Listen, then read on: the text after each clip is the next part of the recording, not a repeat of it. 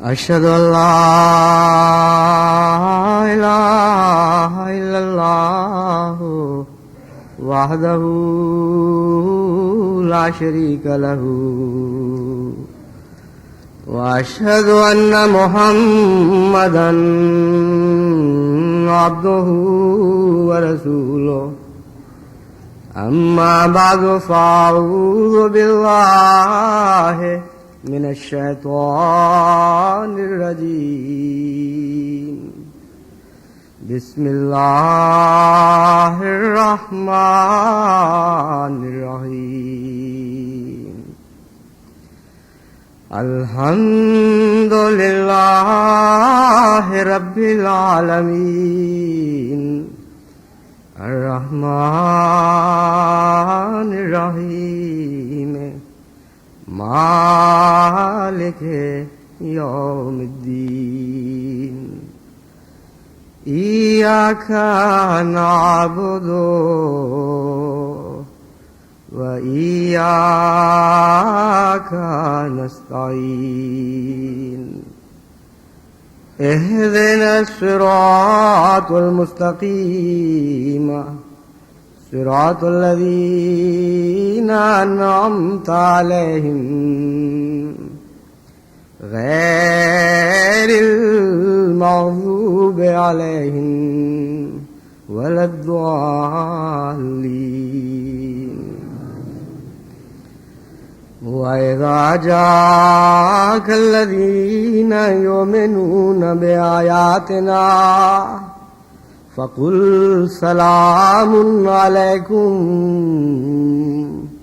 كتب ربكم على نفسه الرحمة أنه من عمل منكم سوءا بجهالة ثم تاب من بعده وأصلح فأنه غفور رحیم۔ اللہ نام آیت 55۔ وآخرون مرجون لأمر اللہ اما يعذبهم وإما يتوب عليهم واللہ علیم حکیم۔ التوبہ 106۔ وآخرون اعترفوا بذنوبهم خلطوا عملا صالحا وآخر سیئا عسى اللہ ان يتوب علیہم ان اللہ غفور رحیم۔ یہ تینوں آیات جو میں نے تلاوت کی ہیں ان کا تعلق خدا تعالیٰ کی صفت غفوریت سے ہے، غفاری سے، اس کی مغفرت سے۔ اور پہلی آیت جو سورہ انعام سے لی گئی ہے اس کا ترجمہ یہ ہے کہ جب تیرے پاس وہ لوگ آئیں جو ہماری آیتوں پر ایمان لاتے ہیں تو تو انہیں کہہ تم پر ہمیشہ سلامتی ہو، تمہارے رب نے اپنے آپ پر رحمت کو فرض کر لیا ہے۔ اس طرح کہ تم میں سے جو کوئی غفلت میں کوئی بدی کر بیٹھے پھر وہ اس کے بعد توبہ کر لے اور اصلاح کرے تو اس خدا کی صفت یہ ہے کہ وہ بہت بخشنے والا اور بار بار رحم کرنے والا ہے۔ دوسری آیت کا ترجمہ یہ ہے جو سورہ توبہ کی سے لی گئی تھی، کچھ اور لوگ ہیں جو خدا کے حکم کی انتظار میں چھوڑے گئے ہیں، اس کو یعنی خدا تعالیٰ کو اختیار ہے کہ خواہ ان کو عذاب دے یا ان کی توبہ قبول فرمائے، اور اللہ بہت جاننے والا اور حکمت والا ہے۔ پھر دوسری آیت سورہ توبہ کی یہ بیان کرتی ہے کہ کچھ اور لوگ ہیں جنہوں نے اپنے گناہوں کا اقرار کیا، انہوں نے نیک عملوں کو کچھ اور عملوں سے جو برے تھے ملا دیا، یعنی بدیاں بھی کیں اور نیکیاں بھی کیں۔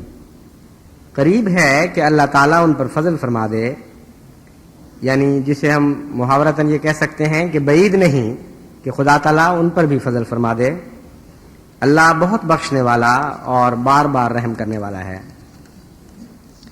گزشتہ خطبے میں نے خدا تعالیٰ کی صفت غفاری سے متعلق یہ بیان کیا تھا کہ اس کا ایک معنی جو نہایت اعلیٰ درجہ کا اور بہت ہی بلند پایا معنی ہے، اس کا اطلاق سب سے بڑھ کر حضرت اقدس محمد مصطفیٰ صلی اللہ علیہ وآلہ وسلم سے پر ہوتا ہے، اور اسی طرح آپ کی ذیل میں دیگر انبیاء پر. وہاں استغفار کا معنی یہ بنتا ہے کہ اے خدا، ہمیں گناہوں سے دور رکھ، ہمیں اپنی محبت میں ڈھانپ لے، یہاں تک کہ گناہوں کو یہ توفیق نہ ملے کہ ہم تک پہنچ سکیں. ادنا ہوں یا بڑے، ہر قسم کے گناہوں سے ہمیں دور رکھیو، ہمارے درمیان فاصلے کا ڈال. یہ معنی ہیں جن معنوں میں انبیاء استغفار کرتے ہیں، اور ان معنوں میں سب سے زیادہ اعلیٰ اور عرفہ طور پر یہ آیت حضور صلی اللہ علیہ وآلہ وسلم کی ذات سے تعلق رکھتی ہے، یا یہ صفت حضور صلی اللہ علیہ وآلہ وسلم کی ذات سے تعلق رکھتی ہے. لیکن اس کے اور بھی بہت سے معنی ہیں، اور ان معانی میں گناہگار بندوں کا بھی ذکر چلتا ہے، تھوڑے گناہگار بندوں کا بھی، زیادہ گناہگار بندوں کا بھی، ایسے بھی جنہوں نے کچھ نیک اعمال کیے اور کچھ بد اعمال کیے، اور ان کی زندگی نیک و بد کے درمیان لٹکتی رہی. ایسے بندے بھی جن کے بد اعمال زیادہ غالب آ گئے، لیکن ان کے متعلق بھی ان کا معاملہ اللہ پر چھوڑ دیا گیا، وہ چاہے تو انہیں بخش دے، چاہے تو نہ بخشے. ان دو لحاظ سے جب ہم خدا تعالیٰ کی صفت غفاری پر غور کرتے ہیں تو اس کی ایک حد ربوبیت سے ملی ہوئی نظر آتی ہے، اور دوسری حد مالکیت سے ملی ہوئی نظر آتی ہے. ربوبیت کے لحاظ سے استغفار کے وہ معنی ہوں گے جو اول طور پر مذکور ہوئے، اگرچہ دوسرے معنی میں بھی ربوبیت جلوہ گر ضرور ملتی ہے، لیکن اس کا زیادہ تر تعلق صفت مالکیت سے ہے. خدا تعالیٰ اپنے بندوں کی تربیت اس طرح بھی کرتا ہے کہ وہ خدا کے حضور ہمیشہ یہ استدعا کرتے رہتے ہیں کہ ہمیں فی ذات ہی، اپنی ذات میں گناہ سے بچنے کی طاقت نہیں ہے، ہمیں کوئی زوم نہیں. ہم یہ نہیں کہتے کہ ہم اپنے اعمال یا قوت ارادی کے زور سے گناہ سے بچ کر پاک لوگوں میں شمار کیے جا سکتے ہیں، اس لیے تو ہم پر رحم فرما اور ہمیں گناہوں سے دور رکھ، اس طرح کہ گناہوں اور ہمارے درمیان تیری محبت حائل ہو جائے، ہم تیری محبت میں مستغرق ہو جائیں، اور اس وجہ سے ہم گناہوں سے بچائے جائیں. تو ربوبیت کا یہ معنی بڑی قوت اور شان کے ساتھ صفت غفاریت سے تعلق رکھتا ہے. اس کے ذریعے انسان ہمیشہ ادنا سے اعلیٰ حالتوں کی طرف ترقی کرتا چلا جاتا ہے، اور اس ترقی کی راہ میں جو خدشات ہیں، استغفار کے ذریعے ان خدشات سے بچتا ہے، ان ٹھوکروں سے بچتا ہے جن کے نتیجے میں بسا اوقات ایک ترقی یافتہ انسان بھی تحت الثری میں جا گرتا ہے. چنانچہ قرآن کریم اس ضمن میں بلم باور کی مثال دیتا ہے کہ وہ نام تو بلم باور نہیں لیتا، لیکن ایک کتے کی مثال دے کر اس کا ذکر کیا گیا ہے کہ اس میں ایسی صفات تھیں اور ایسے اعمال کی طاقت تھی کہ جس کے نتیجے میں اس کا رفع ہو سکتا تھا، لیکن اس نے استکبار سے کام لیا اور دنیا کی طرف جھک گیا، یعنی دنیاوی ذرائع پر بنا کی اس نے، اور دنیا کی طرف اس کا میلان بڑھ گیا. نتیجہ یہ نکلا کہ وہ استغفار سے محروم رہا، اور اللہ تعالیٰ سے نیکی طلب کرنے کی بجائے اس نے اپنی انانیت پر زور دیا. یہ مفہوم ہے اس ذکر کا جو بلم باور کا ملتا ہے. چنانچہ خدا تعالیٰ نے پھر اسے دنیا کی طرف جھکنے دیا اور اس کا رفع نہ فرمایا. اس کے متعلق روایات آتی ہیں کہ ایک وقت میں اپنی زندگی میں یہ بڑے اولیاء کے مقام تک پہنچ گیا تھا، اور اس کے اندر غیر معمولی صفات پائی جاتی تھیں ترقی کی، لیکن چونکہ اس نے استکبار سے کام لیا اور یہ زوم اس کے دماغ میں پیدا ہو گیا کہ گویا میں اپنے زور سے نیکی کر رہا ہوں، اس لیے بڑے بلند مقام سے وہ گرایا گیا ہے، اور بہت بلند چوٹی سے جو گرتا ہے اتنا ہی زیادہ اس کو نقصان پہنچتا ہے. تو استغفار میں ربوبیت کے तमाम पहलू शामिल हैं, आगाज भी और अंजाम भी। और इस्तिग़फ़ार अंजाम तक इंसान की रबूबियत की हिफाजत कर इंसान की रबूबियत करता चला जाता है और ठोकरों से और लग़ज़िशों से उसकी हिफाजत करता है। इन मानों में हुज़ूर सल्लल्लाहु अलैहि वसल्लम ने सबसे ज़्यादा इस्तिग़फ़ार फरमाया और किसी और इंसान को ये तौफ़ीक नहीं मिली कि इस हद तक इस्तिग़फ़ार करे। जो इस तरह इस्तिग़फ़ार करते हैं उनका रुख सिर्फ खुदा की जानिब नहीं होता, बल्कि बिल्कुल इसी तरीक़ पर वो अपने बंदों की रुबूबियत करते हैं, खुदा के बंदों की रुबूबियत करते हैं और इन मानों में वो मुज़क्की हो जाते हैं। जितना ज़्यादा इस्तिग़फ़ार करने वाला होगा उतना बड़ा उसके अंदर तज़किये का रुझान पाया जाएगा, उतना ज़्यादा वो बनी नौ इंसान को पाक करने की बेपनाह ख्वाहिश अपने अंदर रखता होगा।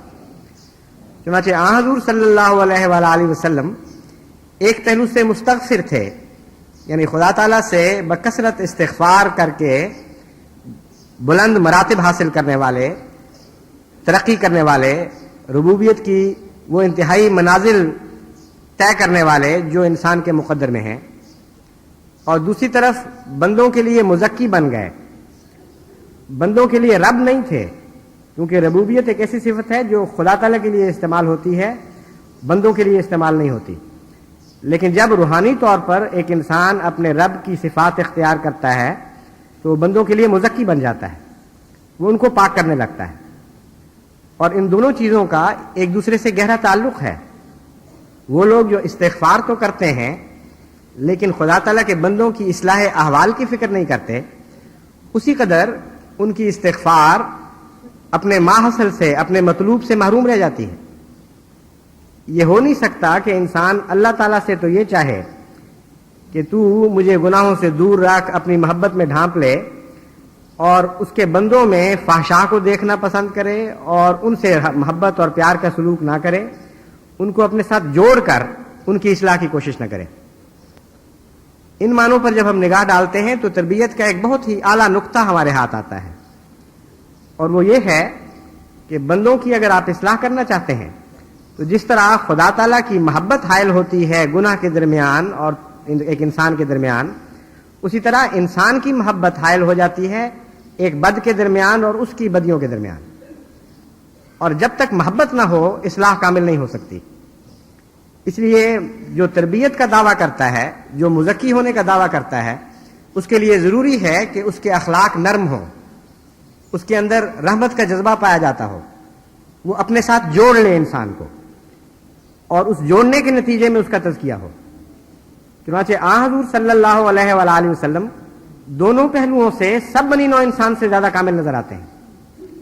इतना गहरा मोहब्बत का ताल्लुक आपने अपनी ज़ात के साथ पैदा कर दिया कि बहुत बड़ा मुकाम इस मोहब्बत का था उन जाहिल अरबों की इस्लाह में जिनकी चंद सालों के अंदर काया पलट दी गई। अगर हुज़ूर सल्लल्लाहु अलैहि वसल्लम की गैर मामूली मोहब्बत उनके दिल में ना पैदा हुई होती तो उनको ताकत नहीं थी गुनाहों से बचने के लिए, उनमें इस्तिताअत नहीं थी कि वो अपनी बदियों और सैकड़ों साल से खून में मिली जुली बदियों से दूर रह सकें। बस आज भी यही नुस्खा कारगर होगा। वो जो तरबियत का दावा करते हैं और जो इस्तिग़फ़ार करना चाहते हैं और चाहते हैं कि उनका इस्तिग़फ़ार मकबूल हो, उनको बिल्कुल यही सलूक जो वो खुदा से चाहते हैं अल्लाह के बंदों से करना पड़ेगा और प्यार और मोहब्बत के दायरे को वसी करना पड़ेगा और मोहब्बत की कुव्वत में शिद्दत पैदा करनी पड़ेगी, यहां तक कि मजबूर हो जाएं लोग अपने तज़किया के लिए आपकी मोहब्बत की बिना पर। नफरत और तज़किया में एक ऐसा बोध है जैसे मशरिक और मगरिब का बोध है, और वो लोग जो नफरत के जरिए इस्लाह करना चाहते हैं लाजिमन झूठे हैं, क्योंकि कुरान करीम जगह जगह उनकी तरदीद फरमा रहा है और इंसानी फितरत इस ख्याल को धक्के दे रही है। इस्तिग़फ़ार के मज़मून पर ही अगर आप गौर करें तो आपको यह हिकमत समझ आएगी कि बनी नौ इंसान की इस्लाह का दावा और नफरत का हथियार लेकर निकलना, ये दोनों बातें इकट्ठी नहीं चल सकती। हुज़ूर सल्लल्लाहु अलैहि वसल्लम के मुतल्लिक़ कुरान करीम फरमाता है, लौ कुन्ता फ़ज़्ज़न गलीज़ल क़ल्बि लनफ़ज़्ज़ू मिन हौलिक, कि ऐ मोहम्मद सल्लल्लाहु अलैहि वसल्लम, तू जो तमाम खूबियों का मजमा है, तेरी ज़ात में इकट्ठी हैं बेइंतहा खूबियां, अगर सिर्फ एक खूबी से भी आरी होता یعنی فظن غلیظ القلب ہو جاتا، تیرے دل میں سختی پیدا ہو جاتی، تو ترشروح ہو جاتا.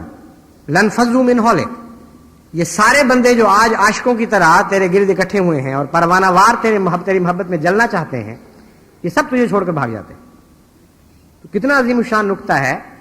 اور حضرت مسیح موعود علیہ الصلوۃ والسلام نے استغفار کی یہی تعریف فرمائی ہے کہ استغفار خدا تعالیٰ کی محبت میں چھپنے کا نام ہے. کتنی عارفانہ تفسیر ہے جو اس سے پہلے آپ کو کبھی کسی مفسر کے قلم سے نکلتی ہوئی دکھائی نہیں دے گی. حضرت مسیح موعود علیہ الصلوۃ والسلام فرماتے ہیں، اور استغفار جس کے ساتھ ایمان کی جڑیں مضبوط ہوتی ہیں، قرآن شریف میں دو معنی پر آیا ہے. ایک تو یہ کہ اپنے دل کو خدا کی محبت میں محکم کر کے گناہوں کے ظہور کو جو علیحدگی کی حالت میں جوش مارتے ہیں. کتنا گہرا فلسفہ گناہ کا بیان فرما دیا استغفار کی تعریف میں، کہ گناہ خدا سے دوری کے نتیجے میں جوش مارتے ہیں اور اس کی محبت کے نتیجے میں خود بخود پگھلنے لگتے ہیں. فرمایا ایک تو یہ کہ اپنے دل کو خدا کی محبت میں محکم کر کے گناہوں کے ظہور کو جو علیحدگی کی حالت میں جوش مارتے ہیں، خدا تعالیٰ کے تعلق کے ساتھ روکنا اور خدا میں پیوست ہو کر اس سے مدد چاہنا، یہ استغفار تو مقربوں کا ہے. یعنی انبیاء اور بڑے بڑے اولیاء اور ان بزرگوں کا جو مقربین کی صف میں شمار ہوتے ہیں، جو ایک طرفۃ العین خدا سے علیحدہ ہونا اپنی تباہی کا موجب جانتے ہیں. ایک لمحے کے لیے بھی وہ خدا سے دور ہونا پسند نہیں کرتے اور خدا کے ساتھ رہتے ہیں. یہ استغفار تو مقربوں کا ہے. اس لیے یہ استغفار کرتے ہیں تا خدا اپنی محبت میں تھامے رکھے. یعنی گناہوں سے بخشش کا کوئی تصور یہاں اس میں نہیں آتا. گناہوں سے بچنے کے معنوں میں استعمال ہوتا ہے، اور خالصتاً محبت الہی کے نتیجے میں گناہوں سے بچنے کے لیے جو تمنا دل میں پیدا ہوتی ہے اسے استغفار کہا جاتا ہے. اور دوسری قسم استغفار کی یہ ہے کہ گناہ سے نکل کر خدا کی طرف بھاگنا اور کوشش کرنا کہ جیسے درخت زمین میں لگ جاتا ہے ایسا ہی دل خدا کی محبت کا اسیر ہو جائے. چنانچہ حضرت مسیح موعود علیہ الصلوۃ والسلام گناہوں کی بخشش کے معنوں میں بھی جب استغفار کی تفسیر فرماتے ہیں تو یہ معنی نہیں لیتے کہ منہ سے کہہ دینا کہ اے خدا میرے گناہ بخش دے، اس کے نتیجے میں خدا تعالیٰ گناہ بخش دیتا ہے، بلکہ یہ معنی لیتے ہیں کہ اگر دل میں یہ پاک تمنا ساتھ پیدا ہو کہ خدا مجھے گناہوں سے دور کر دے اور پھر استغفار کرے، تو پھر اس کی صفت مالکیت ظاہر ہوتی ہے. پھر ناپ تول نہیں کیے جاتے، پھر یہ نہیں دیکھا جاتا کہ گناہ زیادہ تھے یا نیکیاں زیادہ ہیں. احادیث سے پتہ چلتا ہے کہ بعض دفعہ ایک لمحے کے لیے اللہ کی محبت جب دل پہ جلوہ گر ہوتی ہے یا خدا کی خاطر بنی نوع انسان کی محبت دل میں جلوہ گر ہوتی ہے، تو اللہ تعالیٰ تمام بدیوں کے حساب کو کالعدم کر دیتا ہے، اور یہاں اس کی صفت مالکیت استغفار کی قبولیت کے رنگ میں ظاہر ہوتی ہے. ان معنوں میں اللہ تعالیٰ کی صفت غفاری کا مالکیت سے ایک گہرا تعلق ہے. چنانچہ اس مضمون میں بہت سی احادیث ملتی ہیں، جن میں سے بعض کو میں نے آج کے خطبے کے لیے موضوع بنایا ہے. حضرت اقدس محمد مصطفیٰ صلی اللہ علیہ وآلہ وسلم فرماتے ہیں، ابو ذر کی روایت ہے کہ ایک حدیث قدسی ہے، یعنی آن حضور صلی اللہ علیہ وآلہ وسلم نے اس بات کو خدا کی طرف منسوب کر کے بیان فرمایا کہ اللہ نے مجھے خبر دی ہے. وہ حدیث قدسی کے الفاظ ہیں، اے میرے بندو، یعنی خدا کہہ رہا ہے، تم سب راہ گم کردہ ہو سوائے اس کے جس کو میں راہ دکھاؤں، بس مجھ سے ہدایت طلب کرو، میں تمہیں ہدایت دوں گا. تم سب نادار اور محتاج ہو سوائے اس کے جس کو میں بے نیاز کروں، بس مجھ سے اپنا رزق مانگو. اور تم سب گناہگار ہو سوائے اس کے جس کو میں بچاؤں، بس تم میں سے وہ جو یقین رکھتا ہے کہ میں گناہ بخشنے کی قدرت رکھتا ہوں، وہ مجھ سے بخشش طلب کرے، میں اسے بخش دوں گا، اور بخشش میں بالکل نہیں ہچکچاؤں گا. اگر تمہارے اولین اور آخرین، تمہارے زندے اور تمہارے مردے، تمہارے تر و تازہ اور تمہارے بیمار اور خشک سب تقوی شعار دل رکھنے والے ہوں، تو ان سب کا بہترین متقی ہونا میری سلطنت اور ملکیت میں ایک مچھر کے پر کے برابر بھی اضافہ نہیں کر سکتا۔ اور اگر تمہارے اولین اور آخرین اور تمہارے زندے اور تمہارے مردے اور تمہارے جوان اور تمہارے بوڑھے بدتر اور شقی القلب ہو جائیں تو ان کی یہ برائی میری سلطنت میں ایک مچھر کے پر کے برابر بھی کمی نہیں کر سکتی۔ اور اگر تمہارے اولین اور آخرین زندے اور مردے جوان اور بوڑھے ایک میدان میں اکٹھے ہو جائیں اور پھر تم میں سے ہر ایک اپنی سب مرادیں مانگنے لگے اور میں ہر ایک کو اس کا مطالبہ پورا کر دوں، تو میری یہ عطا میرے ملک کے خزانوں میں اتنا بھی کمی نہیں کرے گی جتنا ایک سوئی جسے سمندر میں ڈبویا جائے اور باہر نکالا جائے تو اس کے ناکے پر کچھ تھوڑا سا پانی لگا رہ جائے۔ پھر اللہ تعالیٰ فرمائے گا میں جواد ہوں، میں ماجد ہوں، جو چاہوں کرتا ہوں، میری عطا بھی کلام ہے، میرا عذاب بھی کلام ہے۔ اس حدیث میں خدا تعالیٰ کی صفت مالکیت کے ساتھ اس کی مغفرت کو جوڑا گیا ہے، اور وہ گناہگار بندے جو حد سے زیادہ گناہوں میں ڈوب چکے ہوں ان کو بھی مایوسی سے نکال دیا گیا ہے۔ اور یہ اعلان ہے کہ جہاں تک خدا تعالیٰ کی ملکیت کا تعلق ہے اس کی بخشش کی راہ میں کوئی بھی روک نہیں، لیکن مالک ہے، جسے چاہے گا بخشے گا، جسے چاہے گا نہیں بخشے گا۔ اور اس مضمون کو بیان کرتے ہوئے اللہ تعالیٰ نے جو شرائط پیش کی ہیں، جو شرائط واضح فرمائی ہیں، ان کا ان آیات میں ذکر گزر چکا ہے جو میں نے پہلے پڑھ کر آپ کو سنائی۔ ان آیات سے تعلق رکھنے والی جو مختلف شرائط ہیں یا ایسے مواقع جن پہ خدا تعالیٰ کی مغفرت خاص جوش مارتی ہے، ان کا بیان حضور صلی اللہ علیہ وآلہ وسلم نے مختلف حکایات کے رنگ میں اور مختلف فرمودات میں فرمایا ہے۔ ایک حدیث جو حضرت ابو ہریرہ سے مروی ہے، اس میں وہ بیان کرتے ہیں کہ حضور نے فرمایا اللہ تعالیٰ نے اپنے ایک بندے کے بارے میں حکم دیا کہ اسے دوزخ میں لے جاؤ۔ جب وہ دوزخ کے کنارے پر جا کھڑا ہوا تو مڑ کر کہا اے میرے اللہ، میرا گمان تو تیرے بارے میں بہت اچھا تھا، یعنی میں تو آپ سے حسن ظن رکھتا تھا۔ تو اللہ تعالیٰ فرمائے گا اسے واپس لے جاؤ، کیونکہ میں اپنے بندے کے گمان کے مطابق ہی اس سے سلوک کرتا ہوں۔ تو سب سے بنیادی بات اللہ تعالیٰ کے متعلق اپنے ظن کو درست کرنا ہے، اور یہ خیال کہ ظن درست ہو جائے گا ایک کلمے سے، یہ غلط ہے۔ جو اللہ تعالیٰ کے متعلق ظن درست رکھتا ہے وہ جب ابتلاؤں میں ڈالا جاتا ہے تو ٹھوکر کھانے کے باوجود بھی خدا تعالیٰ کے متعلق اپنا تصور درست رکھتا ہے۔ اگر اس کی دعا خدا قبول نہیں بھی کرتا تو راضی برضا رہتا ہے۔ اگر کسی ابتلا سے اللہ تعالیٰ اس کو بظاہر نہیں نکالتا تو اس وقت اس کے دل میں بغاوت کے خیالات پیدا نہیں ہوتے، اور گناہوں میں جب وہ ملوث ہو جاتا ہے اور بے اختیار پاتا ہے اپنے آپ کو، تب بھی یہ یقین کامل اس کے دل میں رہتا ہے اور کبھی یہ متزلزل نہیں ہوتا کہ اگر اللہ چاہے تو مجھے بخش سکتا ہے۔ اور اسی قسم کا سلوک وہ خدا تعالیٰ کی مخلوق سے بھی کرتا ہے۔ یہ وہ ظن ہے جس کے متعلق ہمیں پتہ چلتا ہے کہ اللہ تعالیٰ اس ظن کی اتنی قدر فرمائے گا کہ ایسا شخص جس کے متعلق جہنم کا فیصلہ ہو چکا ہو، یہ تقدیر جاری ہو گئی ہو کہ یہ جہنم میں جائے گا، کیونکہ آخری تجزیہ میں اس کے بد اعمال کا پلڑا بہت زیادہ بھاری رہا، تب بھی یہ حسن ظن انسان کو آخری ہلاکت سے بچا سکتا ہے۔ تو استغفار کرنے والوں کے لیے اس میں بہت ہی عظیم الشان حکمت کا پیغام ہے کہ اللہ تعالیٰ سے اپنے ظن کو کبھی میلا نہ ہونے دیں، ہمیشہ خدا تعالیٰ سے حسن ظن کا معاملہ کریں۔ اور جو اللہ سے حسن ظن رکھتا ہے، یہ ہو نہیں سکتا کہ وہ بنی نوع انسان سے حسن ظن نہ رکھے۔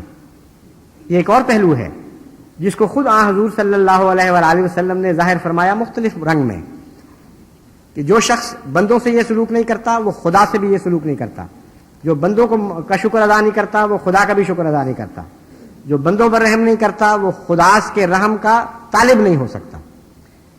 تو حضور اکرم صلی اللہ علیہ وآلہ وسلم نے اس مضمون کو اتنا کھول دیا ہے کہ اس کے بعد یہ خیال یا یہ وہم کہ حسن ظن کا صرف ایک راستہ ہوگا اور وہی انسان کو بچائے گا، یہ غلط ہے۔ خدا پر حسن ظن رکھنے والا خدا کے بندوں پر بھی حسن ظن رکھتا ہے، اور وہی حسن ظن قبول ہوگا یا اسی کا حسن ظن قبول ہوگا جو اپنے اللہ پر بھی حسن ظن رکھتا ہے اور اس کے بندوں پر بھی حسن ظن رکھتا ہے، ان کے ساتھ بھی حسن ظنی والے معاملات کرتا ہے، بدظنی والے معاملات نہیں کرتا۔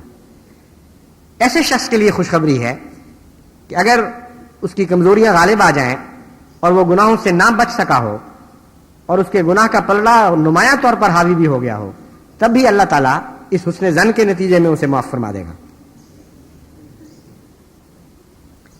اس کے علاوہ اللہ تعالیٰ کے خوف کا استغفار سے بڑا گہرا تعلق ہے۔ یعنی بعض اوقات انسان حیران ہوتا ہے کہ ایک انسان جو اتنی لمبی بدیاں کر چکا تھا اسے بخشا کیوں گیا، اور اس قسم کی احادیث پڑھ کر یہ ذہن میں خیال پیدا ہوتا ہے کہ پھر کوئی فرق نہیں پڑتا، بدیاں کر لینی چاہیے۔ حالانکہ اس قسم کی بدیوں کی جرت اس خوف کو کھا جاتی ہے اور ٹکراتی ہے اس خوف سے جس کے نتیجے میں انسان بخشا جاتا ہے۔ اس لیے جسارت کے نتیجے میں بدیاں کرنا، اس کا کوئی جواز کہیں نہیں ملتا، نہ قرآن کریم میں نہ احادیث میں۔ لیکن ایک انسان بعض دفعہ اپنے معاشرے کی وجہ سے، اپنے پیدائشی حالات کی وجہ سے اور اپنی اندرونی جبلی بعض رجحانات کی بنا پر بدیوں سے مغلوب ہو جاتا ہے، اور ہر بدی کے وقت بھی خدا کا خوف دامنگیر رہتا ہے، اور ساری عمر اس کے ذہن پر یہ چیز غالب آ جاتی ہے کہ وہ خدا سے ڈرتا ہے اور خوف کھاتا ہے کہ میرے ساتھ کیا ہوگا۔ ایسے شخص کی حالت کے متعلق حضور صلی اللہ علیہ وآلہ وسلم بیان فرماتے ہیں، آپ نے فرمایا ایک آدمی جس نے کبھی کوئی نیکی نہیں کی تھی اپنے اہل سے کہا کہ جب میں مر جاؤں تو مجھ کو جلا دینا اور میری راکھ کو آدھا خشکی میں اور آدھا سمندر میں بہا دینا۔ خدا کی قسم، اگر اللہ نے مجھ پر قابو پا لیا تو پھر مجھے ایسی سزا دے گا کہ دنیا بھر میں کسی کو نہ دی ہوگی۔ حضور صلی اللہ علیہ وآلہ وسلم فرماتے ہیں جب وہ آدمی مرا تو انہوں نے اسی طرح کیا جس طرح اس نے کہا تھا، لیکن اللہ تعالیٰ نے خشکی اور تری کو حکم دیا کیونکہ وہ مالک ہے کہ اس کی راکھ کے ذرات کو جمع کرو۔ بس وہ جمع ہوئی اور اسے وجود ملا، تو اللہ نے اس سے پوچھا تم نے ایسا کیوں کیا تھا؟ اے میرے بندے، تو نے کیوں وصیت کی تھی کہ تجھے جلا کر خاک کر دیا جائے اور آدھے ذروں کو خشکی میں بکھیر دیا جائے اور آدھوں کو سمندر میں غرق کر دیا جائے؟ تو اس نے عرض کی کہ اے میرے رب، تو جانتا ہے کہ میں نے کیوں ایسا کیا تھا، میں نے صرف تیرے خوف کی وجہ سے ایسا کیا تھا۔ اللہ تعالیٰ اسے فرمائے گا کہ تو نے میرا خوف کیا تھا اس لیے میں تجھے بخش دیتا ہوں، اور وہ سارے گناہ جن کے مقابل پر ایک بھی نیکی نہیں تھی، صفت مالکیت جب جلوہ گر ہوئی تو ان کو خاک کی طرح اڑا دیا، کچھ بھی باقی نہیں چھوڑا ان گناہوں کا۔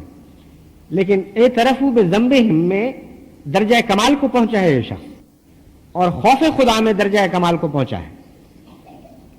عملی نیکی دوسری کو ہو یا نہ ہو، اللہ کا خوف رکھنا اور عجز کرنا اور اپنے گناہوں کا معترف رہنا، یہ اپنی ذات میں ایک بہت بڑی نیکی ہے، اور اسی کی طرف حضور صلی اللہ علیہ وآلہ وسلم اشارہ فرما رہے ہیں کہ جہاں تک خدا کی مالکیت کا تعلق ہے اس کی کوئی بھی حد نہیں ہے۔ اس لیے کسی انسان کے لیے مایوسی کا کوئی بھی مقام نہیں ہے۔ پھر حضور صلی اللہ علیہ وآلہ وسلم ایک اور شخص کے خوف کا ذکر کرتے ہیں، اس سے پتہ چلتا ہے کہ خوف خدا ہوتا کیا ہے، اور بعض اوقات کس قسم کا خوف ہے جو بدیوں کو کھاتا ہے اور خدا تعالیٰ کو مغفرت پر آمادہ فرماتا ہے۔ حضرت سہل بن سعد روایت کرتے ہیں کہ انصار میں سے ایک شخص پر اللہ تعالیٰ کی خشیت طاری ہو گئی اور وہ رونے لگا، اور اتنی بڑی خشیت کہ اس نے اپنے آپ کو گھر میں قید کر لیا، یعنی باہر نکلنا چھوڑ دیا۔ حضور سے اس کا ذکر کیا گیا تو آپ اس کے گھر تشریف لے گئے۔ جب آپ اندر داخل ہوئے اور اس کی گردن کو ہاتھ لگا کر دیکھا کہ کیا حالت ہے، تو وہ مر کر گر پڑا، یعنی آخری دموں تک پہنچا ہوا تھا۔ اس پر حضور نے فرمایا اس کی تجہیز و تکفین کا انتظام کرو، کیونکہ خوف خدا اور خشیت الہی سے اس کا جگر ٹکڑے ٹکڑے ہو گیا ہے۔ بس خشیت صرف نام لے لینا کہ ہم خشیت رکھتے ہیں اور خوف رکھتے ہیں خدا کا، یہ اور بات ہے، اور ایک ہے اندرونی حالت انسان کی. وہ اندرونی حالت بعض دفعہ اتنا جوش دکھاتی ہے کہ جیسے کہ حضور صلی اللہ علیہ وآلہ وسلم نے فرمایا خوف خدا سے واقعتاً اس کا جگر ٹکڑے ٹکڑے ہو گیا. پھر حضور صلی اللہ علیہ وآلہ وسلم سے متعلق حضرت عباس رضی اللہ تعالیٰ عنہ یہ بیان کرتے ہیں کہ ہم حضور کے ساتھ ایک درخت کے نیچے بیٹھے تھے کہ ہوا چلی اور اس درخت کے خشک پتے گرے اور سبز پتے باقی رہ گئے. تو حضور نے فرمایا ایسے درخت کی مثال کیسی ہے؟ صحابہ نے عرض کیا کہ یا رسول اللہ اور اس کے رسول ہی بہتر جانتے ہیں، ہم تو جو کچھ سیکھتے ہیں آپ ہی سے سیکھتے ہیں، آپ فرمائیے، آپ بتائیے کہ اس درخت کی مثال کیسی ہے؟ تو آپ نے فرمایا یہ ایک ایسے مومن کی مثال ہے جس کے اللہ کی خشیت سے رونگٹے کھڑے ہو جائیں تو اس کے گناہ اس سے جھڑ جائیں گے اور اس کی نیکیاں باقی رہ جائیں گی. تو خشیت سے مراد صرف ایک جذبہ نہیں ہے، بلکہ جس طرح خزاں رسیدہ پتے جھڑ جایا کرتے ہیں ہوا کے جھونکے سے، اس طرح گناہ جھڑ کر اس سے تعلق توڑ لیتے ہیں. یہ مراد ہے خدا تعالیٰ کی بخشش کی. اور سبز پتے وہ نیکیاں جو باقی تھیں وہ اسی طرح رہ جاتی ہیں. تو وہ درخت تو چاہے کم سرسبز ہو یا زیادہ سرسبز ہو، صرف سرسبز ہی رہے گا. نیکیاں کم بھی ہوں گی تو وہ باقی رہ جائیں گی، اور بدیاں زیادہ بھی ہوں گی تو جھڑ جائیں گی. وہ سوکھے ہوئے پتے دوبارہ تو نہیں درخت سے لگ جایا کرتے. بس حضور صلی اللہ علیہ وآلہ وسلم نے نہایت ہی عارفانہ رنگ میں خشیت کے نتیجے میں بخشش کی مثال کو واضح فرما دیا. آپ نے فرمایا کہ جس کا دل واقعتاً خدا سے ڈرتا ہے اس لمحے میں جو اس کی بخشش ہوتی ہے، اس کا عملی ثبوت مومن کی زندگی میں یہ ملتا ہے کہ وہ نیکیوں بدیوں سے بے تعلق ہو جاتا ہے. جس طرح ایک درخت ان سوکھے پتوں سے بے تعلق ہو جاتا ہے جو ہوا کے جھونکے سے اس کو چھوڑ گئے ہوں ہمیشہ کے لیے، اور نیکیوں سے بے تعلق نہیں ہوتا بلکہ وہ مزید نشو و نما پاتی ہیں، کیونکہ سوکھے ہوئے پتے جب جھڑتے ہیں تو لازماً اس درخت کے سبز پتوں کو زیادہ خوراک ملا کرتی ہے.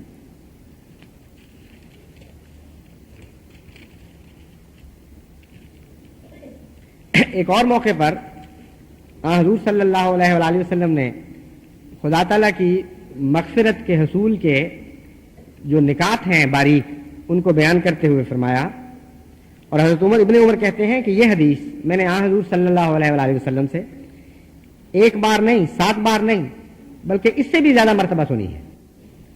آپ فرماتے ہیں کہ بنی اسرائیل میں ایک مرد کفل نامی تھا جو گناہ سے بچتا نہیں تھا. ایک دفعہ قحط کے نتیجے میں جب غرباء میں فاقہ کشی پھیل گئی اور جان بچانی مشکل ہو گئی تو ایک غریب عورت اس کے پاس آئی. اس نے اس کی عصمت کا سودا کیا اور کہا کہ میں تجھے اتنے روپے دوں گا اگر تو اپنی عصمت میرے پاس بھیج دے. وہ غریب عورت تھی اور اس کے گھر والے فاقے کر رہے تھے، اس لیے اس کا کوئی اختیار نہیں تھا. حضور فرماتے ہیں کہ وہ روتی رہی اور اس کا بدن کانپنے لگا. اس پر اس نے پوچھا کہ یہ کیا دیکھ رہا ہوں، تو کیوں روتی ہے اور کیوں تیرا بدن کانپ رہا ہے؟ اس نے کہا کہ مجھے خدا تعالیٰ نے جس بدی سے بچائے رکھا ہے، میں خدا کی خاطر تجھے واسطہ دیتی ہوں کہ مجھے اس بدی پر مجبور نہ کر. اس پر محض خوف خدا سے رضائے باری تعالیٰ کی خاطر اس بندے نے فیصلہ کیا کہ میں اس سے باز آ جاؤں گا. اور صرف یہی فیصلہ نہیں کیا، حضور صلی اللہ علیہ وآلہ وسلم فرماتے ہیں کہ اس نے عہد کیا کہ میں آئندہ کبھی بدی کے قریب نہیں جاؤں گا.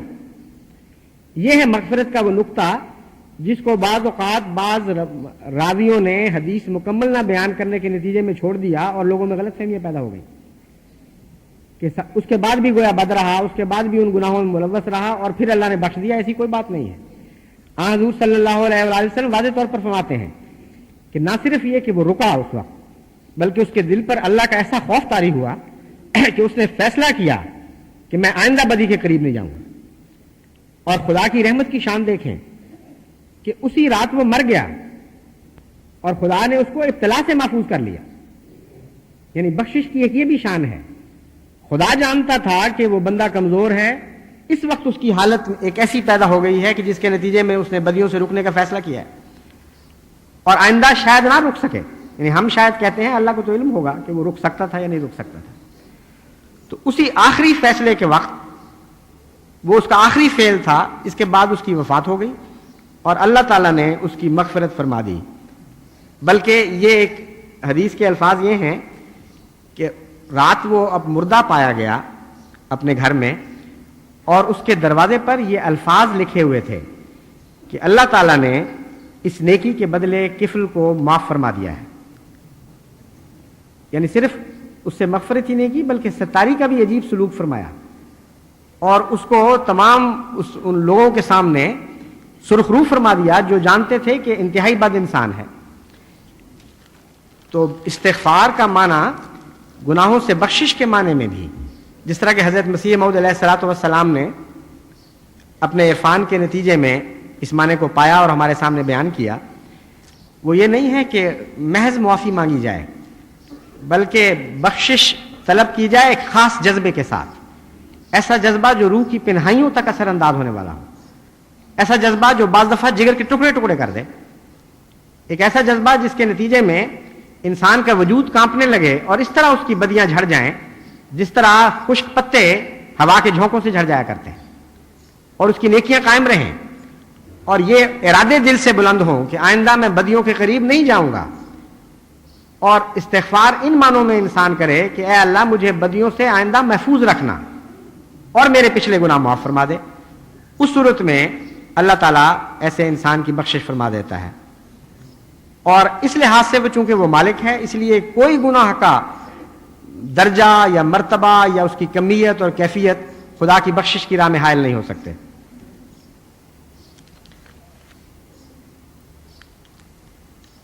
پھر جیسا کہ میں نے کہا تھا، انسان کا بندوں سے حسن سلوک، بندوں پر رحم کرنا، یہ خدا تعالیٰ کو بہت پسند ہے. وہاں بھی دراصل جو واقعہ بیان ہوا ہے اس میں جذبہ رحم تھا جو غالب آیا. رحم شروع ہوا ہے ایک غریب عورت پر اور اس نے جنم دیا ہے پھر اللہ کے خوف کو، اور وہ درجہ بدرجہ انسان ترقی کرتے کرتے اس اپنی کیفیت میں اس مقام کو پہنچ گیا ہے کہ جہاں اللہ تعالیٰ کی بخشش واجب ہو جاتی ہے. بس بنی نوع انسان سے رحم کا بخشش سے بڑا گہرا تعلق ہے. چنانچہ حضرت رسول اکرم صلی اللہ علیہ وآلہ وسلم اسی مضمون کو کھول کر بیان اس طرح فرماتے ہیں کہ ایک شخص لوگوں کو قرض دیا کرتا تھا اور اس نے ملازم کو کہہ رکھا تھا کہ جب تو کسی کو تنگ دست پائے، غریب ہو اور قرض ادا نہ کر سکتا ہو تو اس سے درگزر سے کام لیا کرو، اس سے کوئی سختی نہیں کرنی. شاید اس طرح اللہ تعالیٰ ہمیں بھی معاف فرما دے. جب اس کی وفات ہوئی تو اس کو اللہ تعالیٰ نے معاف فرما دیا. یہ خبر خدا تعالیٰ نے حضرت صلی اللہ علیہ وآلہ وسلم کو دی ہے اور یہ بھی حدیث قدسی ہے. تو معلوم ہوتا ہے اس کے فعل سے خدا اس طرح راضی ہوا کہ اللہ نے خود حضور صلی اللہ علیہ وآلہ وسلم کو اس کے حالات کا ذکر فرما کر اس کی بخشش کے متعلق اطلاع عطا فرمائی. جہاں تک استغفار کی روح کا تعلق ہے وہ دعا ہی ہے، اور امر واقعہ یہ ہے کہ دعا اور اس عجز کا اظہار کہ ہم اپنی طاقت سے نیک نہیں ہو سکتے، ہم اپنے زور اور اپنی قوت سے کسی بدی کو چھوڑ نہیں سکتے اور کسی نیکی کو اختیار نہیں کر سکتے. چنانچہ آخری تان استغفار میں دعا پر ہی ٹوٹتی ہے. دعا ہی استغفار ہے اور استغفار کے لیے بھی دعا ہی کرنی چاہیے. اور حضرت صلی اللہ علیہ وآلہ وسلم نے ایک بہت پیاری دعا ہمیں اس سلسلے میں سکھائی ہے. حضرت ابو بکر صدیق رضی اللہ تعالیٰ عنہ کی روایت ہے کہ انہوں نے حضرت صلی اللہ علیہ وآلہ وسلم سے عرض کیا کہ یا رسول اللہ، مجھے کوئی ایسی دعا سکھائیں جو میں نماز میں مانگا کروں. تو آپ نے فرمایا یہ دعا مانگا کرو، اللہم انی ظلمت نفسی ظلما کثیرا ولا یغفر الذنوب الا انت فاغفر لی مغفرۃ من عندک وارحمنی انک انت الغفور الرحیم. کہ اے میرے اللہ، میں نے اپنی جان پر بہت ظلم کیا ہے، ظلمن کثیرن، بہت ہی گناہ کیے ہیں میں نے. ولا یغفر الذنوب الا انت، لیکن جانتا ہوں اور یہ بھی جانتا ہوں اچھی طرح کہ تیرے سوا کوئی بخشنے والا نہیں ہے. فاغفر لی مغفرۃ من عندک، بس میری مغفرت اپنے حضور سے فرما. بہت ہی پیارا انداز ہے یہ دعا کا. فاغفر لی نہیں کہا صرف، بلکہ فرمایا کہ اپنی جناب سے، یعنی میرا استحقاق کوئی نہیں ہے. اسی مضمون کو مزید واضح فرما دیا. پہلے یہ کہا کہ یہ کہو کہ میں اتنا گناہگار ہوں کہ گناہوں میں میں نے حد کر دی ہے، تو اپنی جناب سے، اپنے حضور سے عطا فرما دے. ورحمنی، اور میرا معاملہ تو رحم کا ہے، استحقاق کا نہیں ہے. تو رحم فرما. انک انت الغفور الرحیم، تو بہت بخشنے والا اور بہت رحم کرنے والا ہے. اس رنگ میں جماعت احمدیہ کو استغفار کرنی چاہیے. اول حضور صلی اللہ علیہ وآلہ وسلم کی سنت پر چلتے ہوئے گناہوں سے بچنے کی بکثرت استغفار. دوسرے ان گناہوں سے توبہ اس رنگ میں جس رنگ میں حضور صلی اللہ علیہ وآلہ وسلم نے واضح فرمایا. اور دعاؤں میں انتہائی عجز اور انکساری. یہاں یہ مسئلہ بھی حل فرما دیا حضور صلی اللہ علیہ وآلہ وسلم نے کہ نماز میں کوئی اور دعا جائز ہے کہ نہیں. یہ جو لوگ کہتے ہیں کہ نماز کے بعد دعا کرنی چاہیے، یہ حدیث اس تصور کو قطع کر رہی ہے. وہ کہتے ہیں نماز میں مسنون الفاظ کے سوا اور کوئی الفاظ نہیں کہے جا سکتے. حالانکہ حضور صلی اللہ علیہ وآلہ وسلم حضرت ابو بکر کو اس سوال کے جواب میں یہ دعا سکھا رہے ہیں کہ یا رسول اللہ، مجھے نماز میں دعا کرنے کے لیے کوئی دعا بتائیے. بس اس دعا کو التزام سے جماعت احمدیہ اپنے لیے اختیار کر لے، کیونکہ حضرت مسیح موعود علیہ الصلوۃ والسلام فرماتے ہیں کہ اب جب کہ امن کی حالت میں ہو اپنے لیے استغفار کرو. جب وہ وقت آ جائے کہ خدا کے عذاب پہنچ جائیں اور قوموں کو اپنی لپیٹ میں لے لیں، وہ وقت استغفار کا نہیں ہوتا. بس آج جو تم استغفار کرو گے وہ مشکل وقتوں میں تمہارے کام آئے گی. اور میں دیکھ رہا ہوں کہ دنیا بڑی تیزی کے ساتھ تباہی کی طرف جا رہی ہے اور بہت ہی شدید مصائب دنیا پر پڑنے والے ہیں. اور کوئی ملک، جیسا کہ حضرت مسیح موعود علیہ الصلوۃ والسلام نے پیشگوئی فرمائی تھی، ان خطرات سے امن میں نہیں ہوگا. نہ جزائر کے رہنے والے، نہ ہندوستان، نہ پاکستان، نہ پنجاب کے لوگ. اور بہت بڑی تباہیاں آنے والی ہیں. چند سال کا واقعہ ہو یا چند اور سال کا، لیکن اب یہ مقدر ہو چکا ہے. انسان کے اعمال اتنے سیاہ ہو چکے ہیں اور اس کی جرت خدا تعالیٰ کے خلاف اتنی بڑھ چکی ہے اور اس کے مظالم اس انتہا کو پہنچ چکے ہیں کہ جب یہ واقعات اس شدت سے ہونے لگیں تو اللہ کی پکڑ آ جایا کرتی ہے.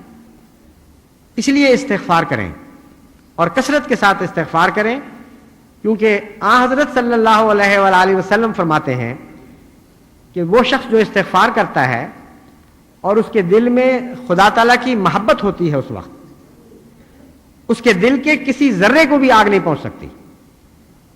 کسی حصے پر بھی خدا تعالیٰ کا عذاب وارد نہیں ہو سکتا. بس ایسے دل بنا لیں کہ جو خدا کی محبت اور اس کے پیار کے نتیجے میں اور آپ کے استغفار کے نتیجے میں خدا تعالیٰ کی پکڑ سے محفوظ رہیں. اور اللہ تعالیٰ تمام دنیا پر بھی رحم فرمائے اور بنی نوع انسان کے لیے بھی احمدیوں ہی کو استغفار کی توفیق بخشے.